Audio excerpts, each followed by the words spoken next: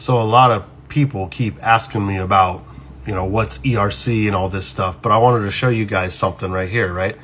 What you don't see at the top is it says New York and California state lost over $90 billion in income during the pandemic. Those are the states, right? So what does that mean for all the small businesses? Well, they lost a shitload of money too, right? So even if your business didn't lose money during the pandemic, you are still eligible. You can still be eligible. There's some questions you need to answer truthfully, of course, right? And some of those things could be a full suspension, so your business had to be shut down. There was a bar that we helped in San Francisco. She was fully shut down by the pandemic because San Francisco was one of the most restrictive places out there. She was closed for all of 2020, and she reopened in 2021. She kept all of her employees on payroll during the whole time. She stopped paying her mortgage during that time. Her house was going to go into foreclosure. She had an auction date set.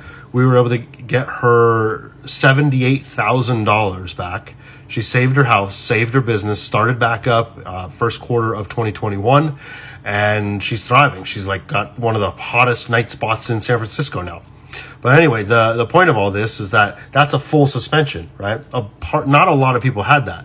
A partial suspension is something as simple as one of your vendors was shut down, or one of your vendors had a supplier that was shut down, or had delays from overseas. We had our trucking company, and we were moving product through the ports of LA and Long Beach and Port Hueneme for a long time, but we had delays. We had vessel cancellations. We had sailing cancellations because they were shutting the ports down, over there. And so as a government order, they couldn't do anything about it. And so when the ships got here, those things had to just sit on the docks and wait for us to get them. Now, the other thing with that was crane operators. If one crane operator got sick, they had to shut down half of the port.